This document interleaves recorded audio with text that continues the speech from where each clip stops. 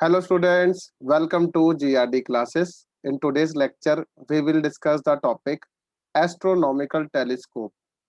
जैसा कि मैंने लास्ट क्लास में भी एस्ट्रोनॉमिकल टेलीस्कोप के बारे में डिस्कशन किया था, बट इस लेक्चर में मैं आपको डिस्टिंक्ट विजन जिधर फाइनल इमेज फॉर्म होती है, फाइनल इमेज जो है वो इंफिनिटी पर ना फॉर्म होकर एक पर्टिकुलर डी डिस्टेंस पर फॉर्म होती है, उसका हम मैग्निफिकेशन का फॉर्मूला ड्राइव करेंगे। तो उससे पहले बेसिक नॉलेज जो है वो मैं आपके साथ डिस्कस करना चाहता हूँ।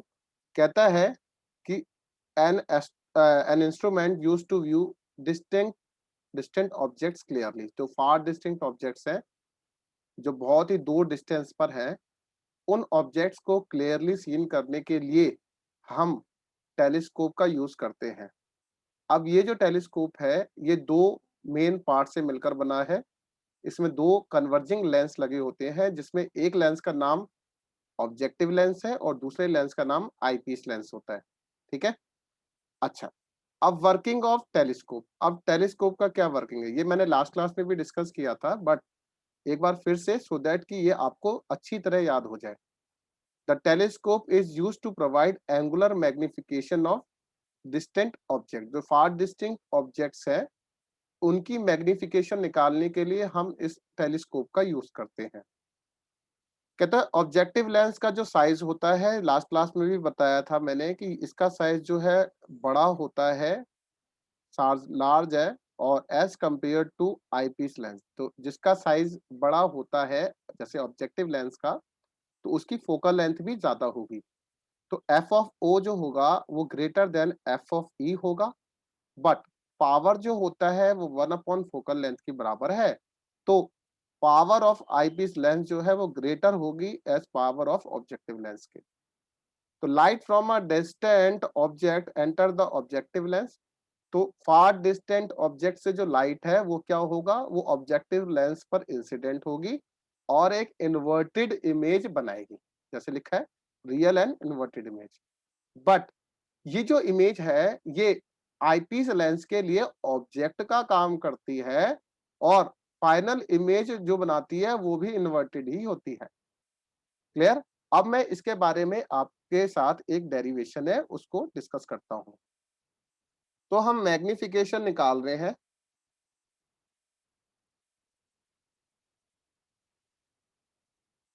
Least distance of distinct vision.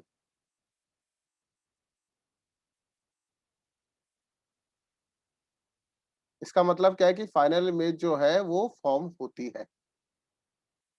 अब यहाँ पर ये कंस्ट्रक्शन तो सभी बच्चों को बनानी ही पड़ेगी, इसलिए 10 से 12 बार इसका प्रैक्टिस करना जरूरी है। तो सबसे पहले मैं आपको बेसिक टर्म से सिखाता हूँ। सबसे पहले एक लेंस बनाना सीखिए। ये हमारा लेंस ऑफ ऑब्जेक्टिव है। इस तरीके से आपको लाइंस ड्रॉ करनी है। अब कहीं फार डिस्टेंस से लाइट जो है पैरेलल रेज आती हैं, और ये जो पैरेलल रेज हैं वो इस तरीके से आएंगी और इस पॉइंट पर आकर कहीं कन्वर्ज हो जाती हैं। तो ये जिस पॉइंट पर आके कन्वर्ज होती हैं, उस पॉइंट को हम इमेज फॉर्म करा देते हैं इस पॉइंट पर। ठीक है।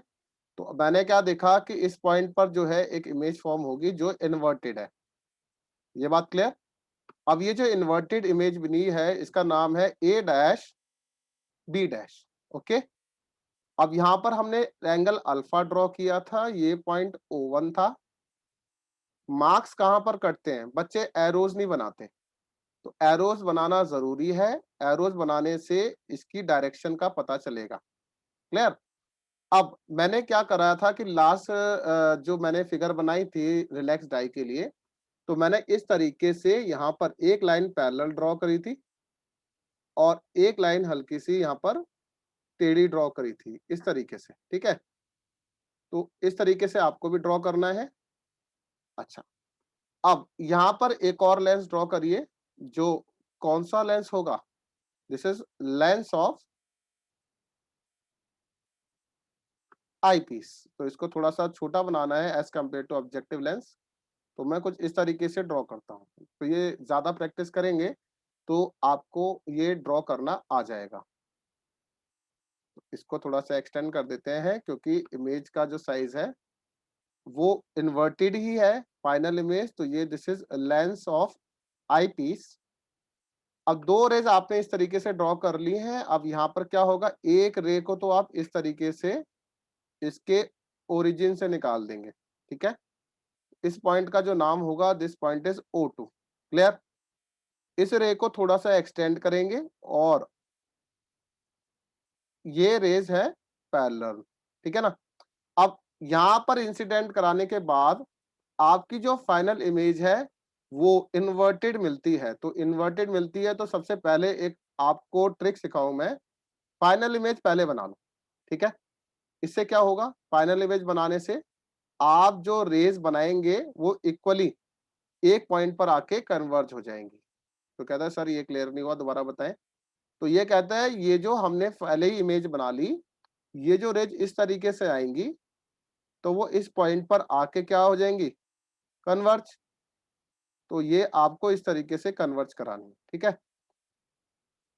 और ये आपकी आई में जा रही है ये रेस इस तरीके से। अब ये जो रे है इस तरीके से कहां पर जाती है, this is F of E. F ई क्यों हुआ, एफ ई इसलिए हुआ क्योंकि ये आईपीस लेंस का फोकस है।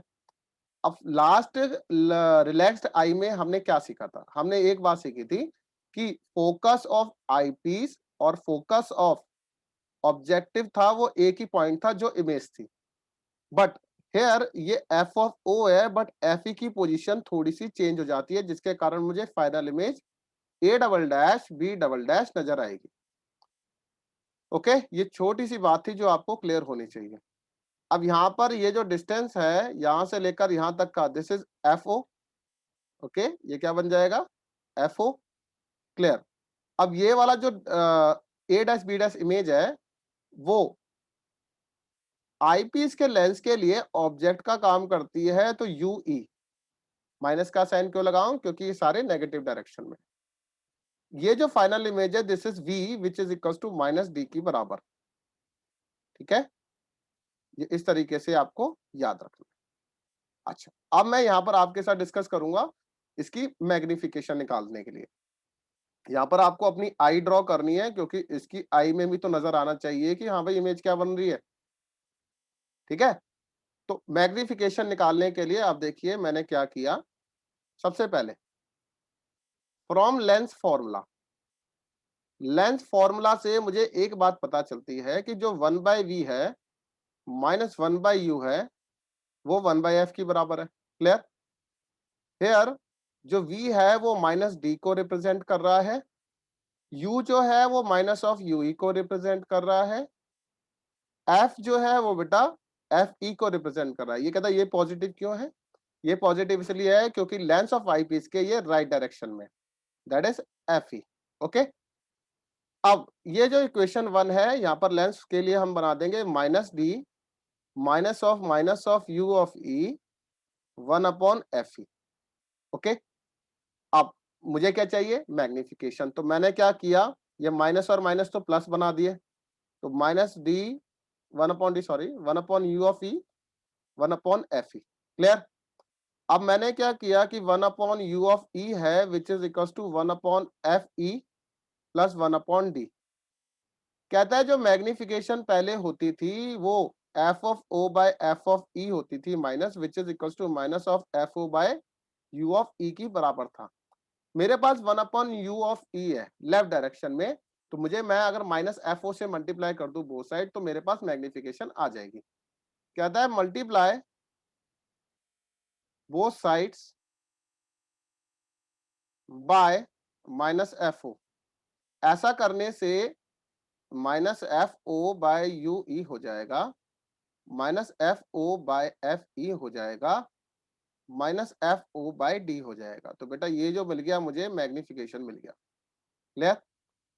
F O by F E minus F O by D. Clear. अब मैंने क्या करा, पूरी इक्वेशन को F of E upon F of E कर दिया। ऐसा करने से क्या हुआ, ऐसा करने से एम जो हो गया M into F E upon F E हो जाएगा।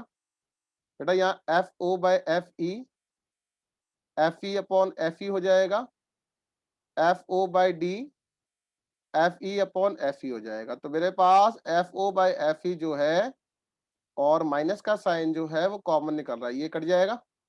जो फाइनल रिजल्ट आएगा मेरे पास वो बेटा हो जाएगा, यहाँ से एफ ई से एफ ई कट जाएगा, तो बेटा M minus F O by F E और 1 plus F E upon D is the required answer. तो मैंने दोबारा लिख लिया, मैग्निफिकेशन जो हो गया minus F O by F E 1 plus F E upon D हो जाएगा। तो इस तरीके से हमने मैग्निफिकेशन को कैलकुलेट किया है। मेरी रिक्वेस्ट है 2 से 3 बार इसकी रिटर्न प्रैक्टिस करें, तभी ये आपको और अच्छी से इसका डायग्राम और इसकी मैग्निफिकेशन की डेरिवेशन वैसे बुक में नहीं है, लेकिन ये आपको पेपर में पूछी जाती है। Thank you very much.